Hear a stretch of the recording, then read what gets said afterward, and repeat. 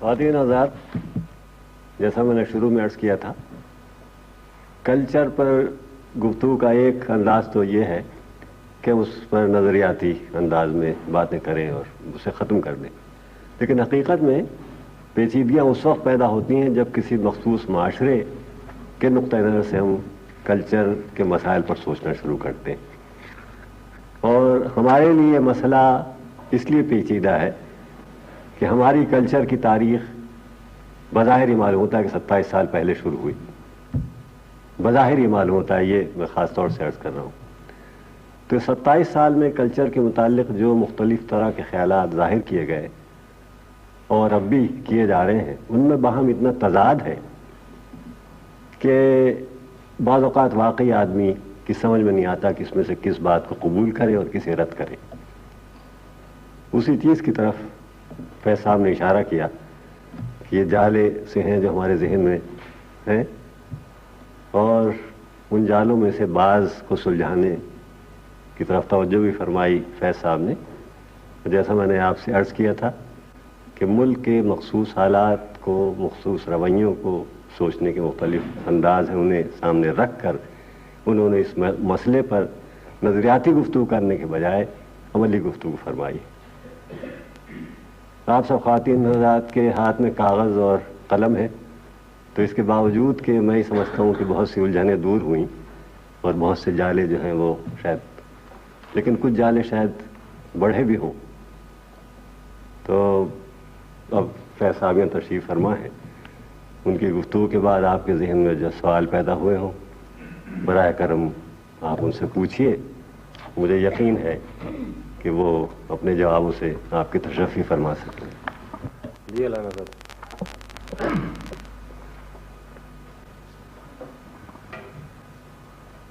فیض صاحب، آپ نے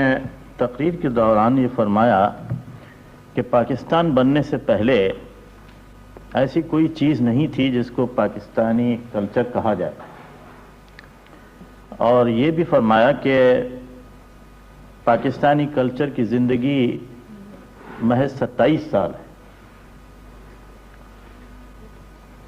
میں اس سے اتفاق نہیں کرتا۔ میرے خیال میں کہ پاکستانی قوم کو وراثت میں پارٹیشن کے وقت وہ کلچر ملا تھا جس کو ہندوستان کے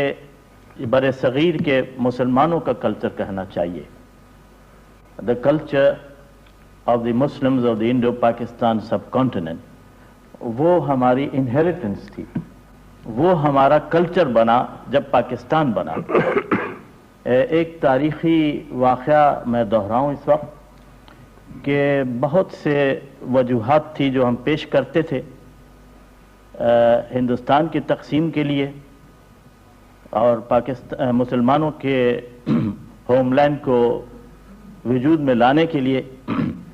ان میں سے ایک وجہ یہ بھی تھی کہ ہندوستان کے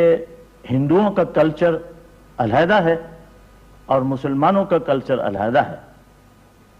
تو اس سے ظاہر ہوتا ہے کہ اس دعوے پہ ہم نے پاکستان کے لیے جد و جہد کی تھی، اور وہی کلچر جس کو ہم ہندوؤں سے علیحدہ سمجھتے تھے وہی پاکستانی کلچر تھا۔ جی، وہ مولانا صاحب آپ کو کچھ مغالطہ ہوا ہے۔ میں نے یہ عرض نہیں کیا تھا کہ پاکستانی کلچر صرف 27 برس پرانا ہے، بلکہ میں تو اس بات پہ زور دے رہا ہوں کہ 5000 برس پرانا ہے۔ میں یہ کہہ رہا تھا، عرض میں یہ کر رہا تھا کہ چونکہ پاکستان کے نام کا کوئی ملک نہیں تھا، اسی طرح پاکستانی قوم کے نام سے کوئی قوم موجود نہیں تھی اس ملک کے وجود میں آنے سے پہلے، اس لیے ہر چند کے کلچر تو موجود تھا اور بہت زمانے سے موجود تھا، لیکن وہ صرف پاکستان کا کلچر نہیں تھا، وہ ہندی مسلمانوں کا کلچر تھا جس میں ہندوستان کے لوگ بھی شریک تھے اور ہندوستان کے مسلمان بھی شریک تھے اور پاکستان کے مسلمان بھی شریک تھے۔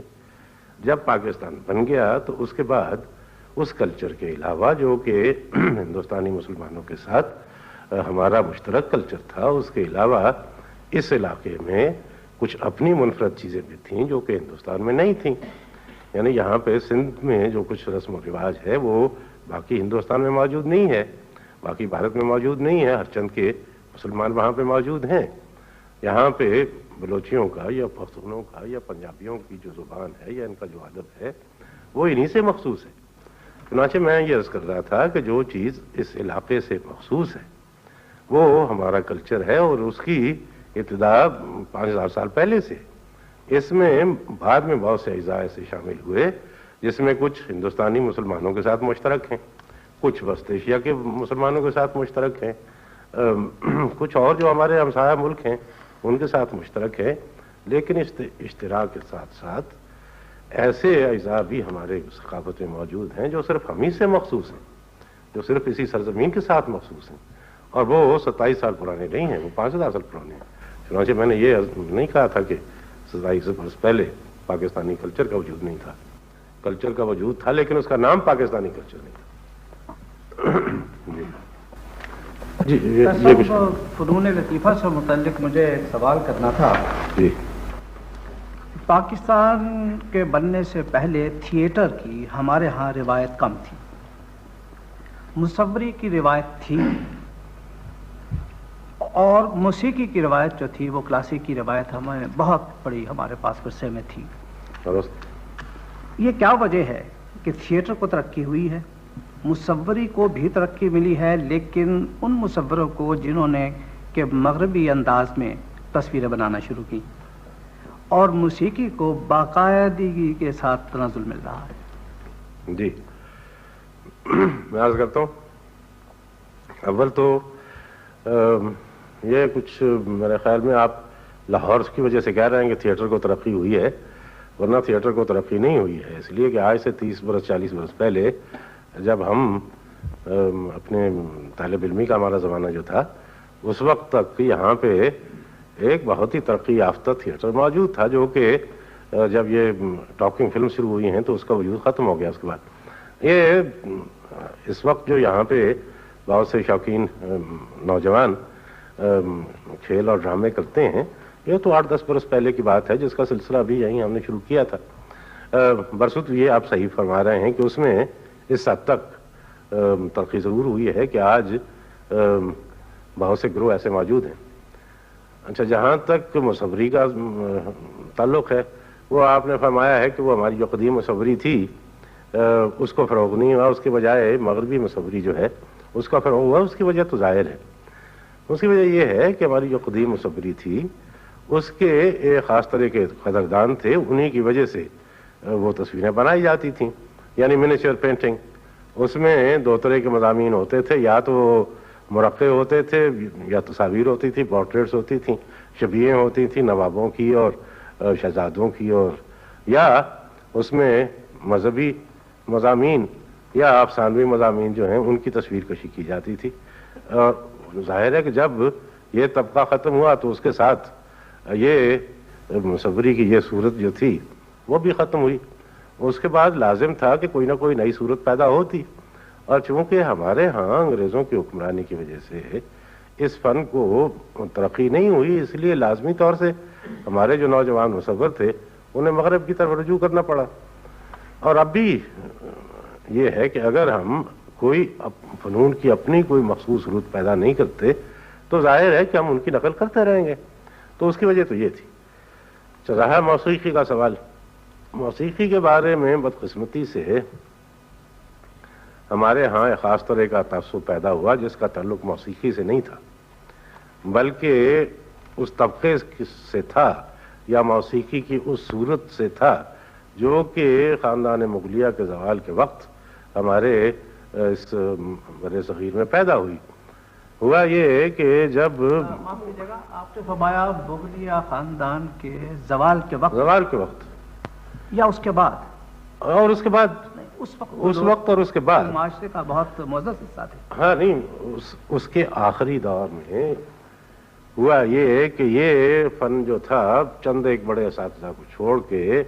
یہ فن ایک ایسے طبقے کے ہاتھ میں چلا گیا جو کہ معاشرتی اعتبار سے کوئی موقع طبقہ نہیں تھا۔ پھر یہ جب یہ اس طبقے میں گیا تو ظاہر ہے اس کی صورت بھی ایسی ہو گئی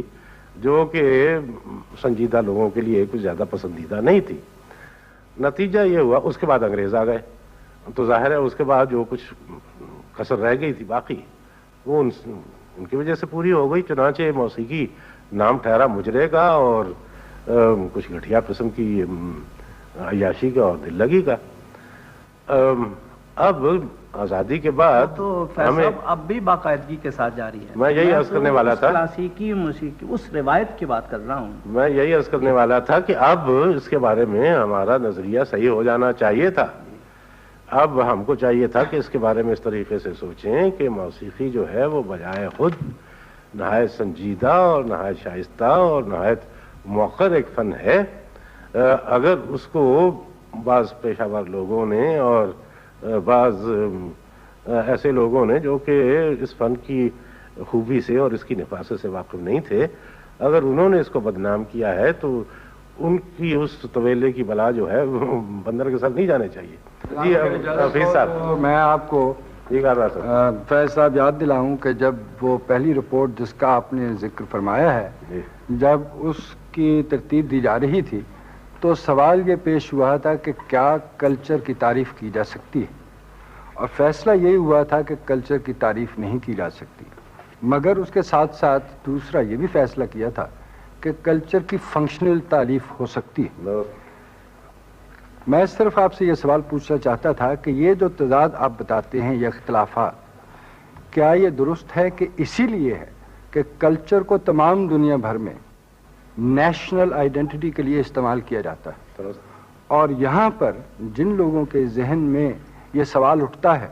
کہ کلچر کی کیا ڈائریکشن ہو، کلچر کی کیا تعریف ہو، کلچر کے کیا فنکشنز ہو، ان کے سامنے یہی مسئلہ ہے کہ اگر ہم یہ فیصلہ کر لیں تو ہم اپنی نیشنل آئیڈینٹی کو سامنے لا سکتے ہیں اور اس کو فروغ دے سکتے ہیں، کیونکہ اس کے بغیر پاکستان کی بنیادیں مضبوط نہیں ہو سکتی. آپ نے یہ بھی فرمایا کہ علاقائی جو کلچرز ہیں اس میں تضادات اور اختلافات ہیں، ان کو ہم فرق کہہ سکتے ہیں، ان کو تضاد میں نہیں جانا چاہیے. یہی اصلی بات ہے کہ ان کو کس طرح اس فرق کو تضاد میں نہ تبدیل کرنے دیا جائے، اس کے لیے آپ کے پاس کیا حل؟ اب اس کے لیے کوئی نسخہ اس قسم کا تو نہیں ہے کہ آپ تھوڑا سا بلوچی ڈال دیں، تھوڑا سا پشتو ڈال دیں اور تھوڑا سا اس میں سندھی ڈال دیں تو وہ ایک نسخہ تیار ہو جائے گا. وہ تو ایک ایسی چیز ہے جو کہ ارتقائی چیز ہے. پہلے ایک اصول طے کر لیا جائے، پہلے ایک راستہ متعین کر لیا جائے، ایک ڈائریکشن متعین کر لی جائے. کہ یہ مثال کے طور پہ سیدھی بات لیجئے کہ سندھ میں کسی نے لال شہباز قلندر گا دیا ریشمہ نے، وہ نہ صرف سارے پاکستان میں مشہور ہو گیا وہ گیت، بلکہ پاکستان سے باہر آسٹریلیا تک وہی گیت گایا جاتا تھا. اب بلوچستان سے کوئی بڑا اگر فنکار آتا ہے، فیض بلوچ مثلا آتا ہے، تو وہ یہاں پہ ایسا ہی مقبول ہوتا ہے جیسے کہ یہاں کا کوئی فنکار ہو. اسی طریقے سے یہاں سے اگر کوئی ہمارا اچھا فنکار، مثال کے طور پہ امانت علی خان تھے یا شریف خان پنچ ہیں یا عوامی فنکاروں میں سے عالم لوہار ہے یا سائیں اختر حسین ہے، وہ کہیں جا کے گائے گا تو سب لوگ سنیں گے. ایک ترکیب تو اس کی یہی ہے کہ جو ہمارے ہاں یہ مختلف صورتیں ہیں اظہار فن کی، ان کو ایک دوسرے سے روح شراز کرانے کے لیے زیادہ سے زیادہ سہولتیں میسر کی جائیں.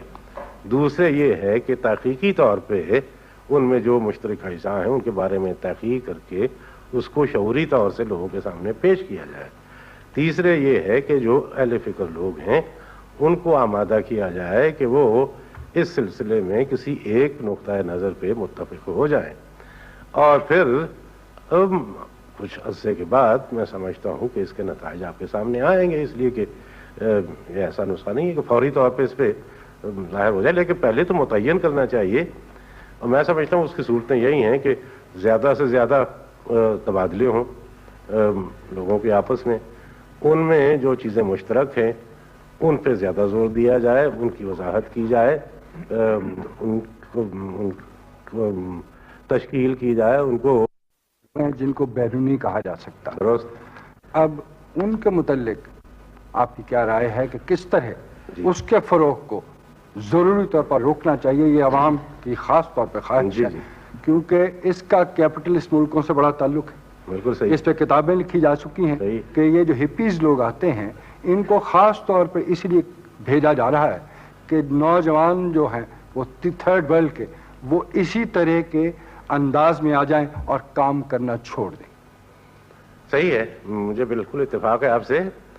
عرض یہ ہے کہ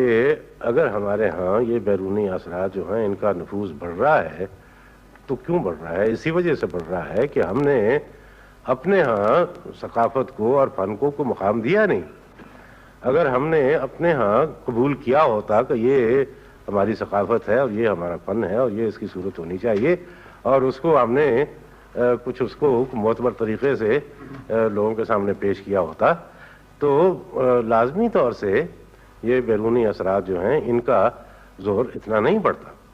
اور اب اگر آپ چاہتے ہیں کہ یہ نفوذ جو ہے اور یہ جو ایک طریقے سے ہمارے ہاں حملہ ہی ہے اس جارحیت کو کم کیا جائے تو اس کی صورت یہ نہیں ہے کہ آپ ان کو بند کر دیں. اس کی صورت یہی ہے کہ آپ کو متبادل صورت اپنی پیدا کریں, کیونکہ لوگوں کو تو باہر صورت وہ تو گنگنائے گی ضرور. میرے خیال میں کلچر کے بارے میں یہ بات کہی جا سکتی ہے کہ ثقافت کسی قوم کا رویہ ہوتا ہے, زندگی کا رویہ, اور یہ ایک مسلسل عمل ہوتا ہے. جیسے دریا بہتا جاتا ہے اسی طرح ثقافت بھی بہتی جاتی ہے, اونچی نیچی, کبھی میدان میں کبھی پہاڑیوں سے گزرتی ہوئی, اور ایک خاص نشان پیچھے چھوڑتی جاتی ہے. اب پاکستانی قوم کے لیے یا پاکستان کے کلچر کے لیے بار بار ہم لوگ ایک میں یوں کہوں گی کہ ترکیب استعمال کرتے ہیں کہ اس کلچر کو فروغ دینا چاہیے. یہ بات مجھے بہت مضحکہ خیز لگتی ہے اور مجھے یوں محسوس ہوتا ہے جیسے کلچر کو فروغ دینے کا مطلب یہ ہے کہ ہمارے پاس کبھی کوئی ثقافت نہیں تھی اور اب ہم نے کہیں سے اچانک کوئی چیز ڈسکور کر لی ہے اور اب ہم چاہتے ہیں کہ اس کو پھلنے پھولنے دیں. کیا آپ کے نزدیک یہ کہنا صحیح ہے کہ ہم کلچر کو فروغ دیں؟ کیا یہ کہنا صحیح نہیں ہے کہ جو کلچر ہمارا تھا اگر اس کی ہم کسی طرح سے کوئی نشاندہی کر سکیں اور اس کو کہیں کہ اس کو زندہ رکھنا ضروری ہے, آج کے تقاضوں کے ساتھ ہم کنار کرنا ضروری ہے اور اس کو آگے بڑھانا ضروری ہے. اگر فروغ دینے سے یہی مطلب ہے تو میرا سوال بیکار ہے. اگر فروغ دینے سے یہ مطلب ہے کہ ہم شعوری طور پہ کوئی کوشش کریں اور کوئی کلچر اپنا بنائیں تو یہ بات مجھے غلط لگتی ہے. آپ کا اس بارے میں کیا خیال ہے؟ جی, میں نے عرض کیا تھا کہ کلچر میں یا ثقافت میں دو اجزاء ہوتے ہیں, دو پہلو ہوتے ہیں. ایک تو ہے فنون جس کو ہم آرٹس کہتے ہیں, وہ تو ایسی چیز ہے جس کو کہ آپ فروغ دے سکتے ہیں, وہ ارادی چیز ہے, وہ افراد پیدا کرتے ہیں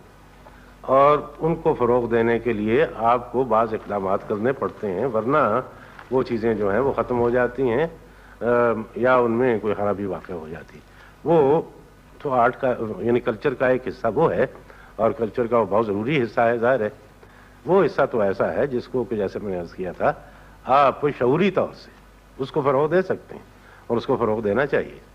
اور اس کی صورتیں آپ کو نئی وضع بھی کرنی پڑیں گی. اس کے لیے آپ کو بعض صورتوں میں, موجودہ صورتوں میں ترمیم بھی کرنی پڑے گی. اس کے لیے آپ کو ممکن ہے کہ بعض پرانی صورتیں دوبارہ رائج بھی کرنی پڑیں. وہ تو ایک شعوری فعل. باقی جو ہے کلچر, ثقافت, جیسا کہ آپ نے فرمایا جو کہ رویے کا نام ہے یا جسے کہتے ہیں کہ طرز زندگی کا نام ہے یا آداب زندگی کا نام ہے, وہ تو میں نے عرض کیا تھا کہ وہ تو ایک ایسی چیز ہے جو کہ معاشرے کی پوری اجتماعی زندگی کے ساتھ وابستہ ہے. وہ جیسے وہ زندگی بدلے گی ویسے اس کی صورت بدلے گی. اس کو اگر آپ بدلنا چاہیں تو اس کے لیے آپ کو معاشرے کی صورت بدلنی ہوگی, اس کو آپ الگ طریقے سے نہیں بدل سکتے. وہ مجھے آپ سے اتفاق ہے کہ ہم کہیں کہ ہمیں کلچر کو فروغ دینا ہے, پاکستانی کلچر کو, تو وہ ہم ایسے بیٹھ کے ہم فروغ دے لیں گے. اس کے لیے تو آپ کو اپنے معاشرے کو فروغ دینا ہوگا. پہلے اس میں جو خرابیاں ہیں وہ دور کیجئے, تو اس کے بعد اس کلچر میں جو خرابیاں ہیں اس میں جو پریشان خیالی ہے وہ خود ہی دور ہو جائے گی. لیکن فنون کا مسئلہ جو ہے وہ اس سے ذرا مختلف ہے. اس میں آپ ارادی طور سے, شعوری طور سے اس میں آپ اس کی صورتیں بھی متعین کر سکتے ہیں, اس کو فروغ بھی دے سکتے ہیں, ان کی پرورش بھی کر سکتے ہیں. جی فارغ صاحب. جی میرا سوال کردار صاحب کے سوال کا یہ ایک حصہ ہے. یہ ہمارے یہاں تہذیب اور ثقافت کو کلچر کے بارے میں استعمال کیا جاتا ہے. چنانچہ آپ کا ایک مضمون کا بھی عنوان تھا ایسا ہی، اور آج کا جو موضوع ہے وہ بھی ایسا ہی ہے. یہ کہاں تک صحیح؟ صاحب بات یہ ہے کہ جہاں تک تہذیب کا اور کلچر کا تعلق ہے، میں سمجھتا ہوں اس میں کوئی بنیادی فرق نہیں ہے. تہذیب جو ہے وہ کلچر کی ظاہری صورت ہے، یعنی کلچر جو کہ آپ کے معاشرے کا روزمرہ ہے زندگی کا، اس کا اظہار آپ جن صورتوں میں کرتے ہیں، فنون لطیفہ کی صورتوں میں، مختلف فنون کی صورتوں میں، علوم کی صورتوں میں، وہ اس کی متشکل صورت جو ہے اس کو میں سمجھتا ہوں کہ سویلائزیشن کہتے ہیں. میں تو تہذیب کو کلچر ہی کے معنی میں استعمال کرتا ہوں، اس لیے کہ مجھے کوئی خاص فرق اس میں دکھائی نہیں دیتا، کیونکہ ہمارے لیے تو یعنی کلچر کو اگر طرز زندگی کے معنی میں لیا جائے تو تمدن کہنا چاہیے، لیکن یہ تو محض الفاظ کی بحث ہے. میں سمجھتا ہوں اس میں کچھ فرق نہیں ہے. اگر کلچر کو اور سویلائزیشن کو ہم الگ کرنا چاہیں تو کلچر طرز زندگی کا نام ہے، اور اس کی جو متشکل صورتیں ہیں بہت سی، ان کے مجموعے کو آپ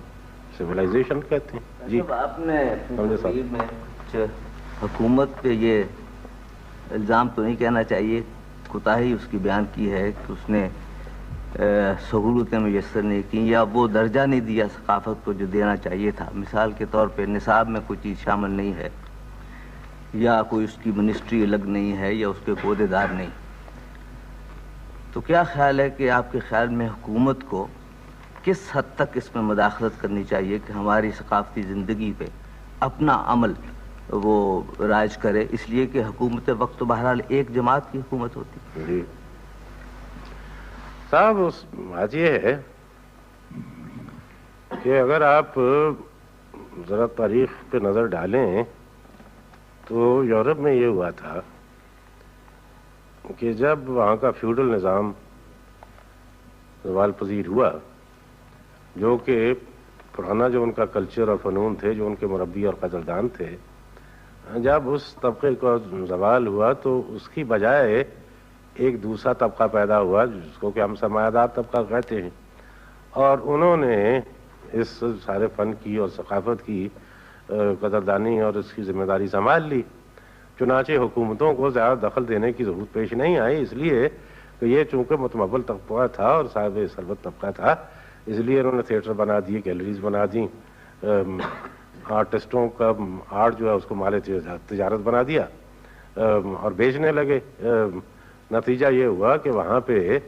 وہ پرانا فیوڈل آرٹ جو تھا اس کی بجائے ایک نیا آرٹ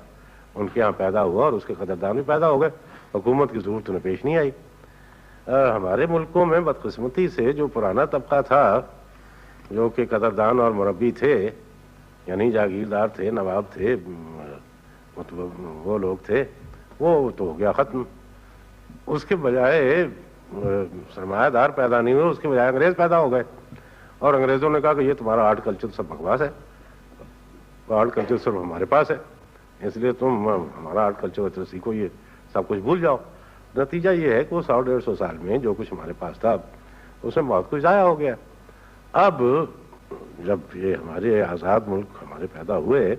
اور ہمیں آزادی ملی تو ایسا کوئی طبقہ ہمارے پاس موجود نہیں تھا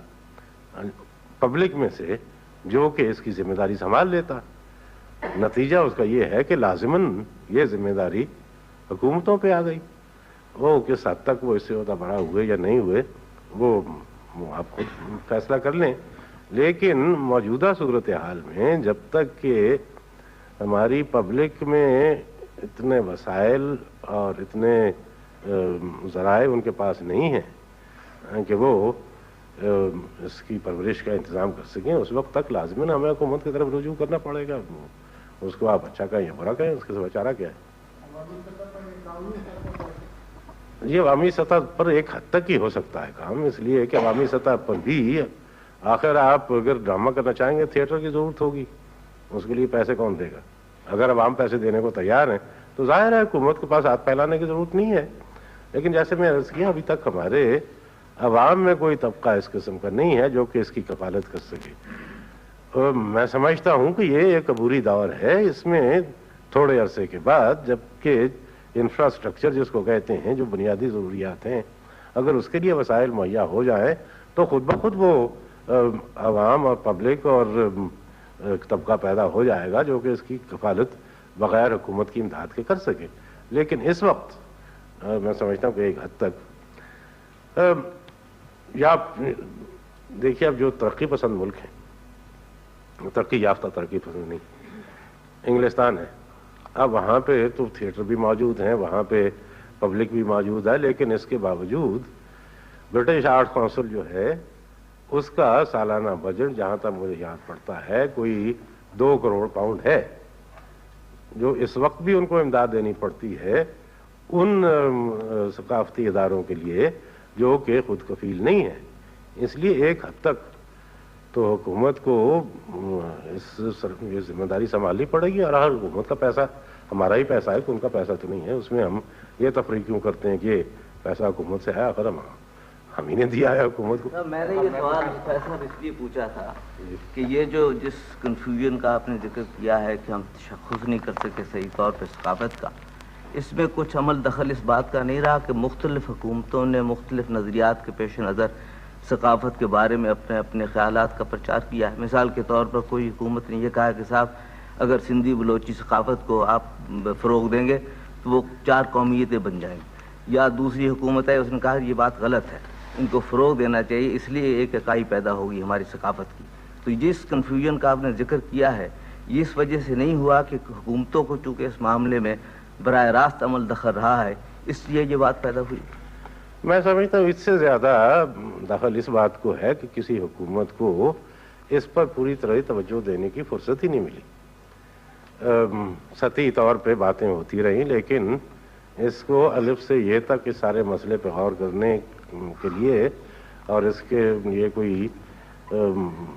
طریقہ کار وضع کرنے کے لیے ہماری حکومتیں چونکہ بدلتی رہی ہیں بہت جلد جلد اور کچھ افراتفری کا عالم رہا ہے، تو اس وجہ سے کوئی قومی سطح پر کوئی پالیسی اس قسم کی وضع ہوئی نہیں جس سے کہ ہم یا تفصیلی طور سے جس کی وجہ سے ہم کوئی رستہ متعین کر سکتے. زیادہ دخل میں سمجھتا ہوں کہ عدم توجہ کو ہے، حکومت کے دخل کو نہیں ہے. فیض صاحب میں یہ سوچ رہی تھی کہ جو بھی ہمارے قومی فنون ہیں ان کا مقصد یہ ہے جہاں تک میں دیکھ سکتی ہوں کہ زندگی کے کسی نہ کسی پہلو کو قوم کے سامنے لوگوں کے سامنے پیش کیا جائے. ایک لکھنے والا، ایک موسیقار، ایک آرٹسٹ یہی کوشش کرتا ہے اور شاید اس کوشش کا مقصد یہ ہوتا ہے کہ جو زندگی کی مشکلات ہیں، الجھنیں ہیں، ان کا ایک حل پیش کیا جائے. اب پاکستان ایک نظریاتی مملکت ہے اور من حیث القوم ہماری یہ خواہش ہے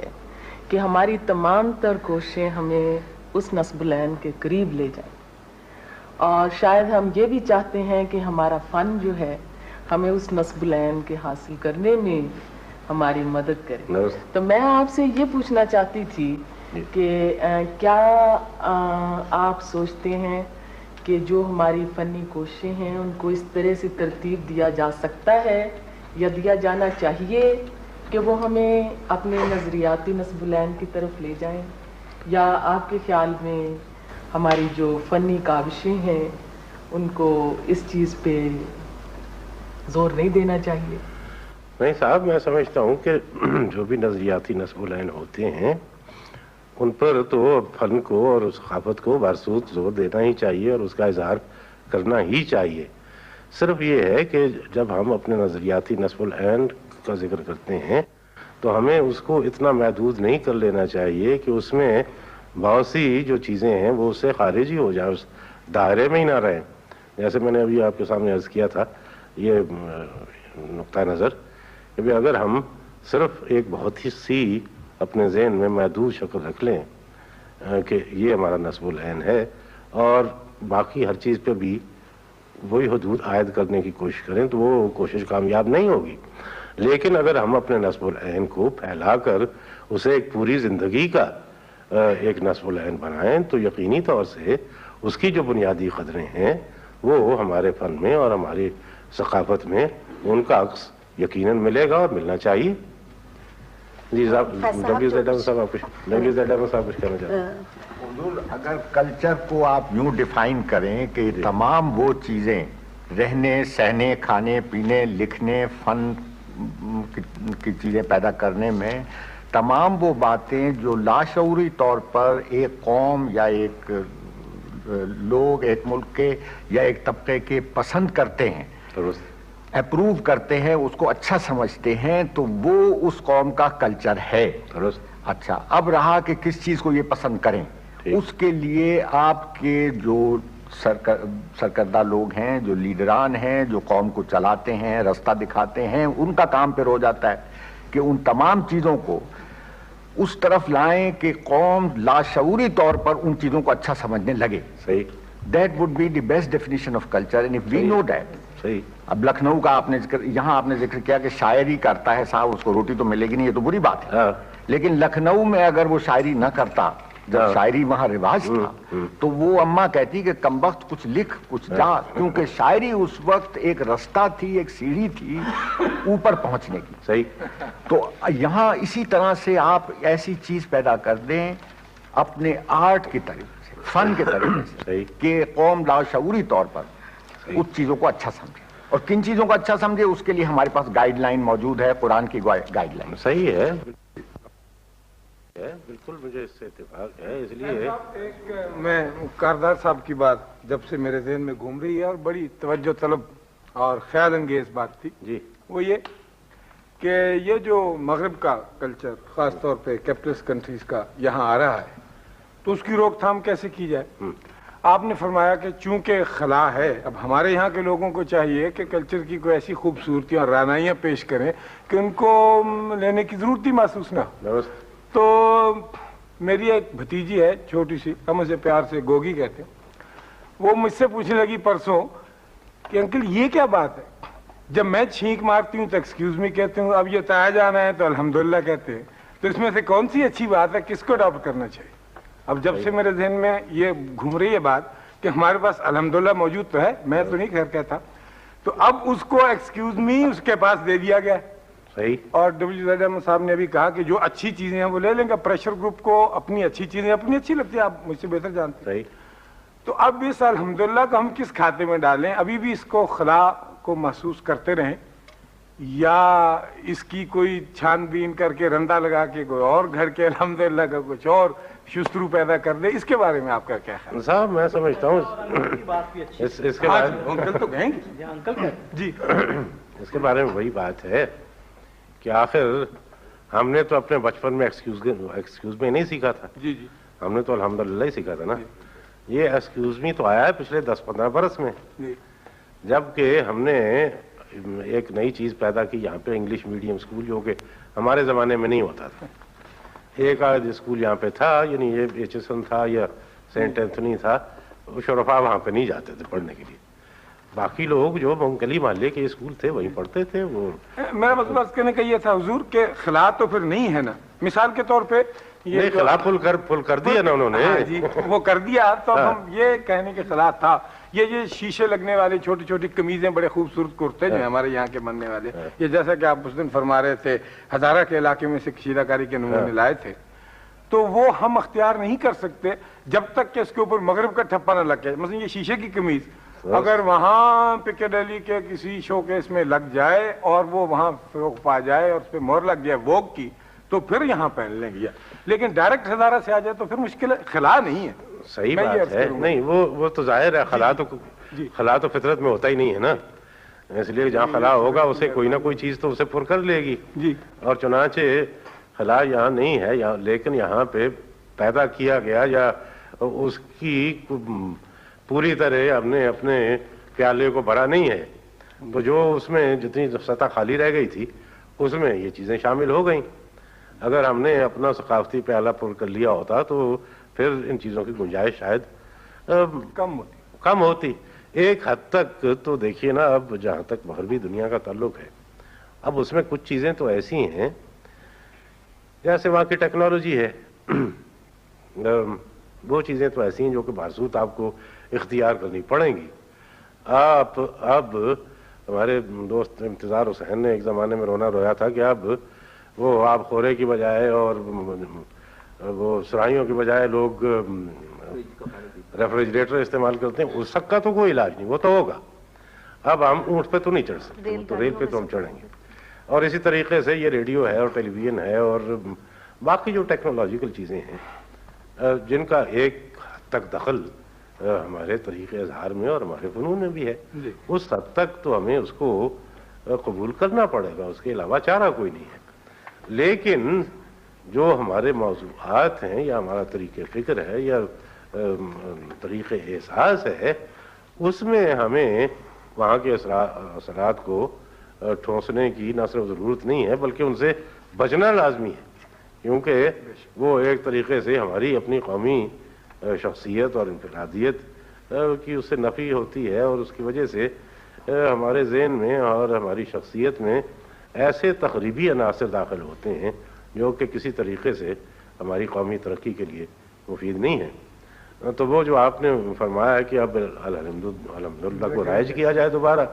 یا اس کی کوئی اور صورت پیدا کی جائے اور ایکسکیوز می سے چھٹکارا حاصل کیا جائے، وہ بہت سیدھی ترکیب ہے۔ آپ سارے انگلش سکولز جو ہیں یہاں پہ بند کر دیجئے، اور ان کی بجائے انگلش میڈیم سکول جن کو کہتے ہیں، آپ اپنا طریقہ تعلیم جو ہے اس کو اس طریقے سے اس کی ترمیم کیجئے کہ اس میں جو کچھ آپ کی روایتی اور کلاسیکی کہہ لیجئے یا جو کچھ بھی کہہ لیجئے چیزیں ہیں ان کا دخل زیادہ ہو، اور جو باہر کی چیزیں ہیں ان کا دخل کم ہو۔ جی ہاں بھائی ظہیر بابا، آپ کی کہنا چاہتے ہیں؟ آپ نے بھی فرمایا ہے کہ 4 قومیتیں یا 4 کلچر ہیں اس ملک میں۔ 4 قومیتیں تو میں نے نہیں کہا، 4 کلچر کہا ہے، لیکن یہ اس کی بنیاد آپ نے جو انتظامی حد بندیاں مقرر کیا ہے یا کوئی اور؟ کیونکہ اگر کوئی اور آپ کی بنیاد زبان ہے یا لباس ہے یا دوسرے مظاہر ہیں کلچر کے، تو یہاں 4 نہیں ہیں بلکہ کئی قومیتیں یا کئی کلچر کئی ہیں۔ تو میں نے صرف 4 کا نام لیا مثال کے طور پہ۔ ظاہر ہے کہ پنجابی کو آپ لے لیجئے، پنجاب میں اب جب سے یہ قصہ چلا ہے، جب سے لوگوں نے یہ علاقائیت کی تجارت شروع کی ہے، اس وقت سے یہ ہوا کہ اب پنجاب میں سرائیکی کہتے ہیں صاحب نہیں ہم تو پنجابی نہیں ہیں، ہمارا تو سرائیکی کلچر ہے، اور پٹواری جو ہیں وہ کہتے ہیں ہمارا تو پٹواری کلچر ہے۔ وہ تو ایک اپنے مفاد کے ہی لوگ باتیں کرتے ہیں، مجھے بالکل اتفاق ہے کہ بہت سی اس کی صورتیں ہیں، لیکن جیسے کہ ایک جنیرک صورت پنجاب کے مختلف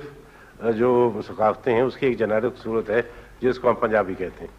اسی طریقے سے سرحد میں یا بلوچستان میں یا سندھ میں جو مختلف صورتیں ہیں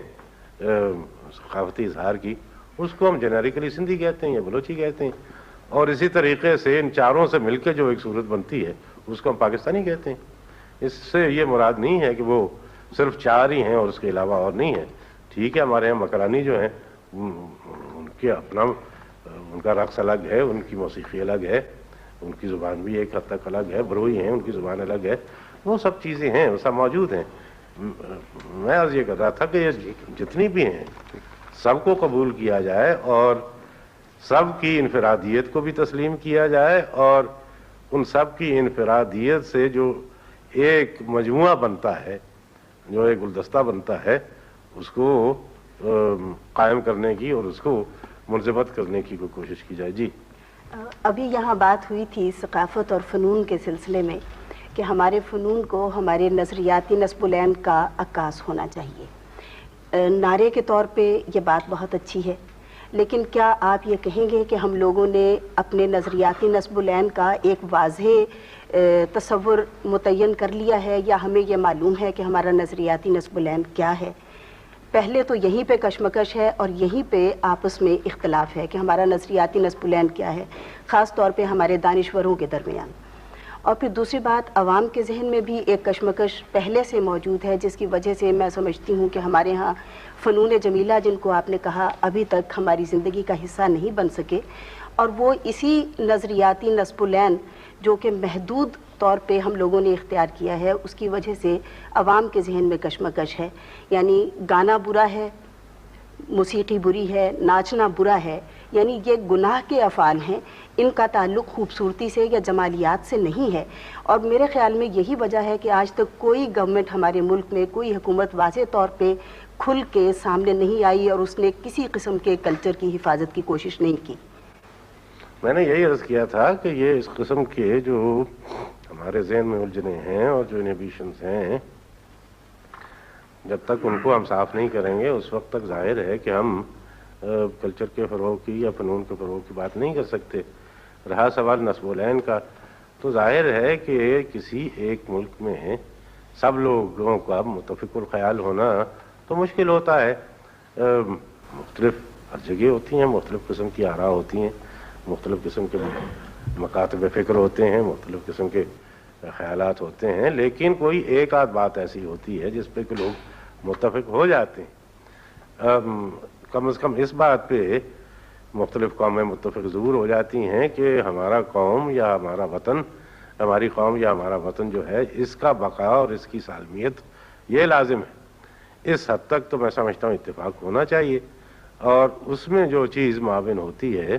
اس میں ہمیں اس کو قبول کرنا چاہیے۔ رہا یہ سوال کہ بھی عوام میں بھی یہ کشمکش ہے کہ ہمارا نصب العین کیا ہے، اور حواس میں بھی یہ کشمکش ہے کہ ہمارا نصب العین کیا ہے، میں سمجھتا ہوں اس کے بارے میں بھی یہ ہے کہ چند ایک باتیں ایسی ہوں گی جس پہ اختلاف ہوگا، اس پہ آپ اس اختلاف کو قبول کر لیجئے کہ ان باتوں پر اختلاف رائے ہے۔ نصب العین کے بارے میں بھی ان باتوں پہ اختلاف رائے ہے، اس پہ لوگ بحث کریں، جس کی بات مانی جائے اکثریت کی، یعنی جو اکثریت کو منوا لے وہ ٹھیک ہے، وہ اقتدار میں آ جائے گا، جس کی بات نہیں مانی جائے وہ اپنی بات کہتا رہے گا۔ صاحب، جہاں اختلاف عقائد کی بنیاد پر ہو وہاں اختلاف ضروری ہے اور تضاد بھی ضروری ہے۔ درست ہے، عقائد کی بنیاد پہ تو میں سمجھتا ہوں کہ ہمارے ہاں اور اس کلچر کو اپنانا بھی مشکل ہے، ظاہر ہے۔ اسی لیے میں سمجھتا ہوں کہ ہم ایک لحاظ سے، چونکہ ہمارے ہاں عقائد کا اختلاف نہیں ہے، جہاں تک میں سمجھتا ہوں کہ بنیادی عقائد میں کوئی اختلاف ہمارے ہاں موجود نہیں ہے، اگر اختلافات ہیں تو وہ ان عملی مسائل کے متعلق ہیں جن سے کہ ہماری سیاست کا یا ہماری اقتصادیات کا یا ہمارے معاشرے کا تعلق ہے۔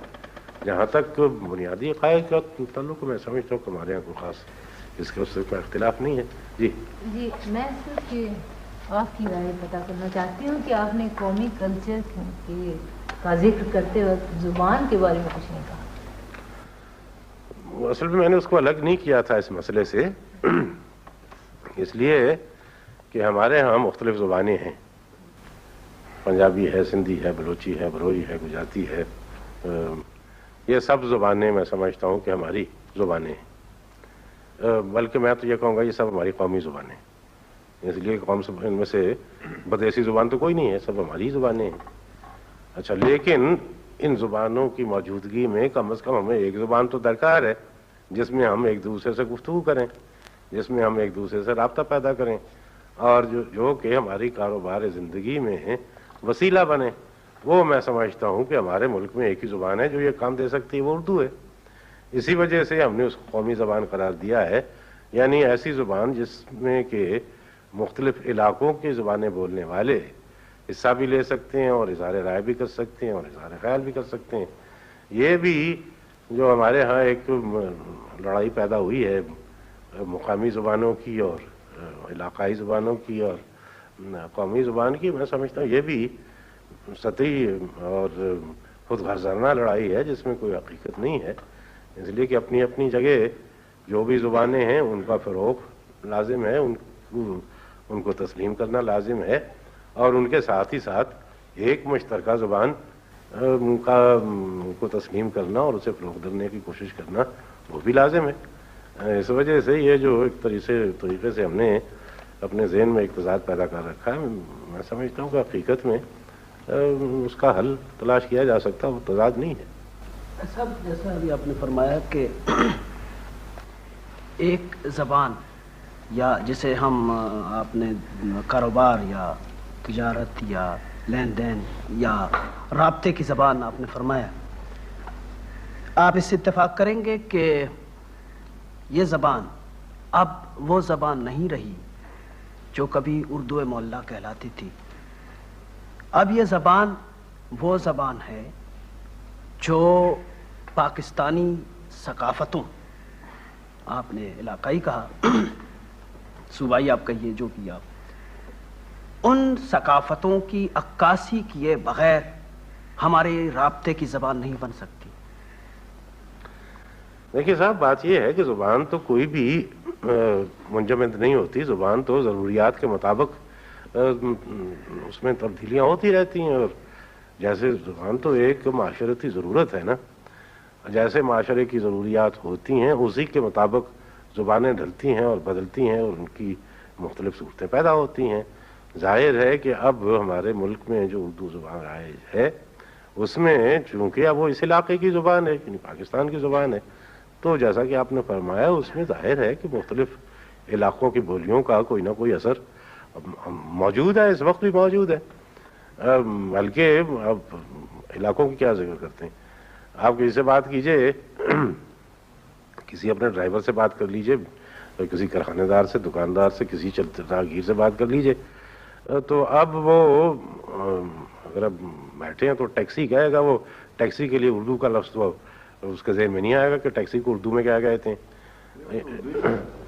یا اگر آپ ٹیکسی میں بیٹھے ہیں تو وہ ایکسیلریٹر کو ایکسیلریٹر ہی کہے گا۔ وہ تو ضرورت کے الفاظ جو ہیں وہ تو ضرورت کے مطابق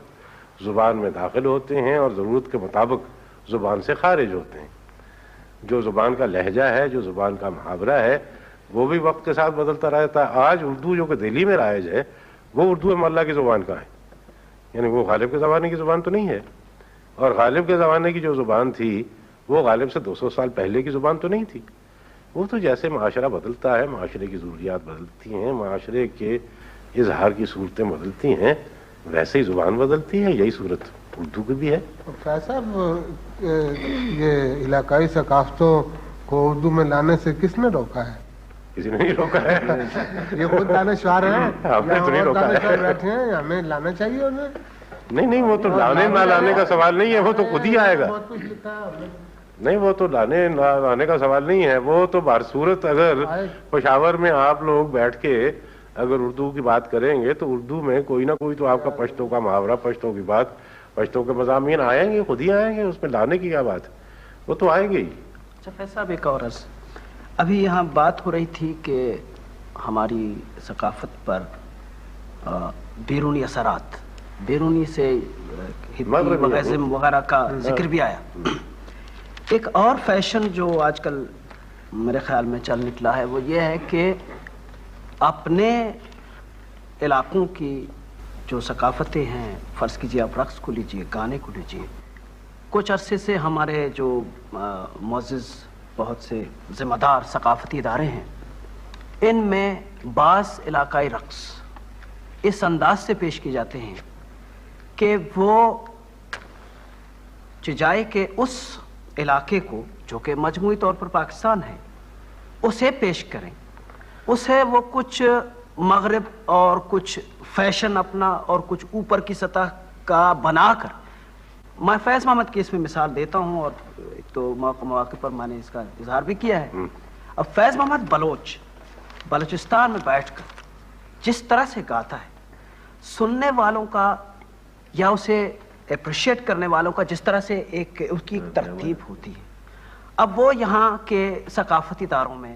خاص طور پر ٹیلی ویژن کا میں ذکر کروں گا جو نئی چیز ہے، وہاں وہ قطعی اور چیز ہے،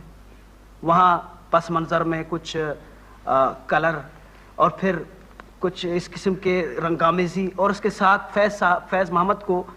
یہ اس سے کرانا کے ساتھ اس کے بعد آپ اٹھ کے اس طرح سے رقص کرتے ہوئے آئیں گے اور اس کے بعد سلام کرنے کا یہ انداز ہوگا، تو اس کا آپ کس طرح سے تدارک کریں گے؟ صاحب اس کے دو پہلو، ایک پہلو تو یہ ہے کہ جو بھی ہمارے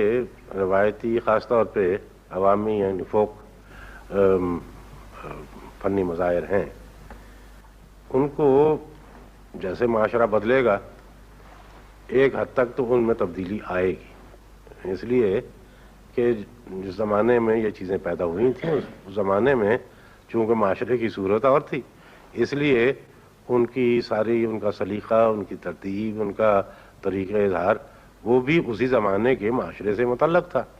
اب چونکہ معاشرہ بدل گیا ہے اس لیے اس کی صورت بھی کسی نہ کسی حد تک تو تبدیل ہوگی، جیسے زبان کی بات ہو رہی تھی، جیسے زبان تبدیل ہوتی ہے معاشرے کی ضرورت کے ساتھ، ایک حد تک تو یہ عمل جو ہے یہ ناگزیر ہے، اس کو تو آپ کو قبول کرنا پڑے گا. لیکن دوسری طرف یہ ہے کہ اس کو مسخ کرنا یا اس کو ایسی صورت میں پیدا کرنا جو کہ اس کے مزاجی کے خلاف ہے، وہ بات جو ہے اس کا تدارک ہو سکتا ہے. اور مجھے اس سے اتفاق ہے جیسے کہ ہمارے اور بہت سے فنون کا ہم منہ چڑھاتے ہیں اس وجہ سے کہ اس طریقے سے یہ ماڈرن ہو جاتا ہے اور اس طریقے سے یہ اگر ہم اس کو باہر لے کے جائیں گے تو وہاں زیادہ مقبول ہوگا.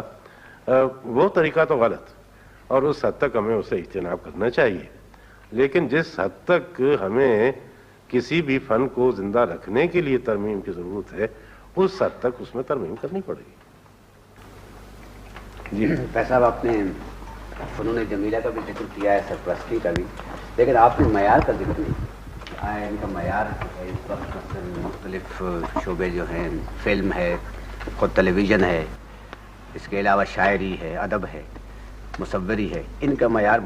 بلند ہو رہا ہے یا پست ہو رہا ہے پچھلے 25 سال میں یا 26 سال؟ صاحب یہ اس کے بارے میں میں سمجھتا ہوں قطعی طور سے کچھ کہنا بہت مشکل ہے کہ کس چیز کا معیار بلند ہو رہا ہے یا کس چیز کا معیار پست ہو رہا ہے. اس وجہ سے کہ آپ کسی ایک چیز کو لے لیجئے، مثلا ادب کو لے لیجئے، شاعری کو لے لیجئے، اس میں ایک اچھا شاعر پیدا ہو جائے گا، 10 برے شاعر پیدا ہو جائیں گے، تو آپ کیسے یہ فیصلہ کریں گے کہ تنزل ہوا ہے کہ یہ ترقی ہوئی ہے؟ اگر ایک اچھا شاعر پیدا ہو گیا تو میں سمجھتا ہوں 10 برے شاعر پیدا ہوئے ہیں تو اس کی تلافی ہو گئی اس سے. تو یہ کہنا بہت مشکل ہے کہ تنزل ہوا کہ ترقی ہوئی. اسی طریقے سے اگر آپ کی مصوری ہے، اگر آپ نے 2 اچھے مصور پیدا کر دیے ہیں اور 20 گھٹیا مصور پیدا کیے ہیں تو پھر یہی مشکل ہو جاتا ہے کہنا. مجموعی اعتبار سے میں سمجھتا ہوں کہ انحطاط بھی ہوا ہے اور ترقی بھی ہوئی ہے. بہت سی چیزیں ہیں جس میں انحطاط ہوا ہے. مثلا کلاسی موسیقی لے لیجئے جس کا پہلے ذکر ہو رہا تھا کہ وہی جو 5-10 استاد تھے ہمارے پاس، وہ ایک ایک کر کے وہ رخصت ہوئے جا رہے ہیں، ان کی جگہ لینے کے لیے کوئی موجود نہیں. تو ہم کہہ سکتے ہیں کہ لیکن اس کے ساتھ ہی ساتھ ترقی بھی ہوئی ہے. ترقی یہ ہوئی ہے کہ آج سے 30 سال پہلے جتنے سننے والے تھے کلاسیکی موسیقی کے، میں سمجھتا ہوں کہ اب اس سے سننے والے کہیں زیادہ ہیں. یعنی سامعین میں ترقی ہوئی ہے اور موسیقاروں میں کمی واقع ہوئی ہے. اس کو آپ ترقی کہہ لیجئے، تنزل کہہ لیجئے. ایسی تاریخی طور پر جو بھی ہماری ثقافت میں چیزیں ہمیں ملی ہیں 500 سال پہلے کی، 5000 سال پہلے کی، ان کو ہمیں پریزرو کرنا چاہیے. یہ تو ہو رہا ہے ہمارے میوزیم میں. اس کے ساتھ ساتھ یہ جو ہماری دوسری سرمایہ ہے ثقافت کا، یہ جس کی طرف اشارہ ابھی ہوا ہے کہ اس میں نئے پیٹرنز ڈالے جا رہے ہیں، ان کو بھی تو پریزرو کرنا چاہیے کہ ان کا انسٹیٹیوٹ ہو جو پریزرو کرے لائبریری کے لیے. اس کی طرف آپ نے اشارہ کیا تھا، وہ کہیں قائم ہونے کے امکان ہیں؟ نہیں، بالکل بجا ہے. میں تو بلکہ کچھ چھوٹی موٹی کوششیں تو ہو رہی ہیں اس ضمن میں. ایک اسلام آباد میں ایک چھوٹا سا ہم نے قائم کیا تھا، وہ فوک ہیریٹیج کا ایک چھوٹا سا ادارہ قائم ہے جہاں پہ کچھ ہو رہا ہے کام. ایک یہاں پہ ہم نے ایک چھوٹا سا سیل بنایا ہے کلاسیکی موسیقی کو ڈاکیومنٹ کرنے کے لیے. وہ مجھے بالکل اتفاق ہے کہ ریڈیو پاکستان میں بھی موجود ہے، ان کے پاس بھی ٹرانسکرپشن سروس ہے. بدقسمتی سے ایک جو خرابی ہے ہمارے ہاں اس وقت وہ یہ ہے کہ 1.5 اینٹ کی مسجدیں بہت ہیں، جس سے بہت سا ضیاع ہوتا ہے کوشش کا بھی اور پیسے کا بھی. اب مثلا ریڈیو والے بھی ایک کام کر رہے ہیں، ٹی وی والے بھی وہی کام کر رہے ہیں، وزارت اطلاعات بھی ایک کام کر رہی ہے، وزارت تعلیم بھی وہی کام کر رہی ہے، وزارت سیاحت بھی وہی کام کر رہی ہے. بہت سی چیزیں ہیں جو کہ بکھری ہوئی ہیں. ان کو اگر یکجا کر کے جو بھی وسائل موجود ہیں اگر ان کو یکجا کر کے مشترکہ طور سے کوشش کی جائے تو شاید زیادہ بہتر نتائج برآمد ہو سکتے ہیں. اور کچھ جو شکایت رہتی ہے کہ وسائل کم ہیں اور فلاں چیز کے لیے پیسے نہیں ہیں، اگر یہ سب پیسے ایک جگہ ہو جائیں اور یہ جتنے ان میں صاحب نظر لوگ ہیں اور جتنے ان میں بصیرت والے لوگ ہیں وہ بھی کچھ اشتراک عمل کریں تو زیادہ بہتر طریقے سے یہ کام ہو سکتے ہیں. خواتین اور حضرات کی اجازت ہو تو اب تھک گئے ہوں گے، خاصی گفتگو ہوئی. خواتین حضرات، حکایت بڑی لذیذ تھی، لطیف تھی، اور اسی لیے طول کھینچا اس نے، اور ابھی اور گنجائش تھی طول کھینچنے کی، لیکن بہرحال ہم نے حد بندیاں کی ہیں زندگی میں مختلف چیزوں کی، اور اس لیے مجھے اکبر کا شعر یاد آ رہا ہے، اور ایسے موقع پہ یاد آتا ہے جو فلسفی کی الجھن کے سلسلے میں اس نے کہا کہ جو خدا کو ڈھونڈتا ہے وہ ڈور کا سرا الجھتا چلا جاتا ہے۔ آج کی بحث کے متعلق میں یہ نہیں کہوں گا کہ ڈور کا سرا نہیں ملا ہمیں یا الجھ کر رہ گئی ڈور، سرا ملا ہے، اور میں ہی سمجھتا ہوں کہ وہ سرا یہ ہے کہ پاکستانی ثقافت کے مسئلے کو ہم سیاسی مسئلہ سمجھے بغیر اور سیاسی مسئلہ بنائے بغیر اور ذاتی مفادات کا مسئلہ بنائے بغیر، علاقائی عصبیت کا مسئلہ بنائے بغیر، علمی اور تہذیبی نقطۂ نظر سے اس پر غور کرنے کی اور تحقیق کی ضرورت ہے۔ مسئلہ حل نہیں ہوا، حقیقت میں حل کرنے کے بعد راستے ہیں جو ہمارے سامنے آئے ہیں، خدا کرے کہ ان راستوں پر ہم عمل کر سکیں، اور ان راستوں میں سب سے اہم راستہ وہی علمی اور تحقیقی راستہ ہے۔ تو جب ہم علمی اور تحقیقی راستے کی ڈور کا سرا پکڑیں گے تو پھر اس کے مختلف صورتیں ہیں جن کی طرف آپ کے ارشادات میں بھی اشارہ ہوا، پھر فیض صاحب نے ان کی وضاحت فرمائی۔ پہلے تو ان چیزوں کا احیاء کرنا ہے، ہمیں یہ تعین کرنا ہے کہ ثقافت کا، تہذیب کا جو ورثہ ہم لے کر آئے تھے اور جسے محفوظ رکھنے کے لیے ہم نے پاکستان بنایا تھا، وہ اس کے عناصر کیا ہیں، اس کا تعین بے حد ضروری ہے، اس لیے کہ اسی کی اساس پر پھر اس ثقافت کی بنیاد رکھی جائے گی جو ہمیں مختلف علاقوں سے ملے گی۔ وہ ثقافت ہمیں بے حد عزیز ہے، اور ان ثقافتوں میں جن کا ذکر آیا مختلف علاقوں میں ہے، ان میں مشترک عناصر ہیں، اس کے باوجود کہ وہ الگ الگ علاقوں میں ہیں، ان سب میں بھی بعض مشترک عناصر ہیں۔ تحقیق کو یہ کام کرنا ہے کہ ان مشترک عناصر کو یکجا کرے، اس پچھلے ورثے میں ان مشترک عناصر کو یکجا کیا جائے، پھر اس طرح کے ادارے قائم ہوں کہ جن میں ان چیزوں کو نئے سرے سے ان اخلاقی اقدار کے نقطۂ نظر سے جو ہماری ثقافت کا لازمی حصہ ہیں، جن پر کوئی گفتگو نہیں ہوئی۔ مختلف علاقوں میں رہنے والے مسلمان، ان کا خاص طرح کا اخلاق ہے، ایک ہی طرح سلام کرتے ہیں، ایک ہی طرح جھک کے ملتے ہیں، وہی وزاداری، وہی شرافت، وہی ایثار، یہ چیزیں بھی زندگی میں اسی وقت داخل ہوں گی جب ہم یہ سوچنا شروع کریں کہ یہ میراث ہم کہیں باہر سے لے کر نہیں آئے، یہاں موجود تھی، اور اس لیے موجود تھی کہ آخر یہ دو ملک بننے سے پہلے سرحد کا جو علاقہ ہے، سندھ کا جو علاقہ ہے، پنجاب کا جو علاقہ ہے، یہ اسی مشترک تہذیب کا علاقہ تھا، اور اس لیے ہمیں جو مشترک ورثہ ملا ہے اس ورثے کا حصہ کچھ نہ کچھ سرحد میں پہلے سے موجود تھا، اور سندھ میں پہلے سے موجود تھا، اور پنجاب میں پہلے سے موجود تھا۔ تو اب تحقیق کو اور علمی جستجو کو ان چیزوں کا سراغ تو ہمارے سامنے ہے، بشرطے کی نیک نیتی کے ساتھ اور ایک اعلیٰ ظرفی کے ساتھ، قومی اعلیٰ ظرفی کے ساتھ ہم اس اشتراک کی جستجو کریں اور اسے زندگی میں عملی صورت دینے کے مختلف جو اقدامات ہیں وہ کریں۔ باقی وہ احیاء کا مسئلہ جو ہے کہ ہم الحمدللہ کہیں یا نہ کہیں، اور جن گھروں میں الحمدللہ نہیں کہی جا رہی اس کا کیا علاج ہے؟ مغربی ساز آ گئے اور انہوں نے ہمارے سازوں کی جگہ لے لی، تو اس کا علاج فیض صاحب نے جیسا فرمایا، فیض صاحب نے، کہ جب ہم اپنی چیزوں کو بہتر بنائیں گے تو خود بخود وہ چیزیں پس سے پٹ جا پڑیں گی۔ ایک خلا ہے جسے پر کرنے کے لیے وہ چیزیں آ گئی ہیں، اس خلا کو ہم دور کریں، لیکن دور کرنے کا وہی راستہ ہے جو آپ حضرات کی گفتگو نے اور فیض صاحب کے ارشادات نے ہمیں دکھایا ہے۔ میں فیض صاحب کا، آپ سب خواتین و حضرات کا، پاکستان ٹیلی ویژن کی طرف سے، خود اپنی طرف سے بہت بہت شکریہ ادا کرتا ہوں کہ اس مجلس میں ایسی باتیں ہوئیں کہ جنہیں ہم گرہ سے باندھیں تو یقیناً مفید نتیجے پیدا ہوں گے۔ بہت بہت شکریہ۔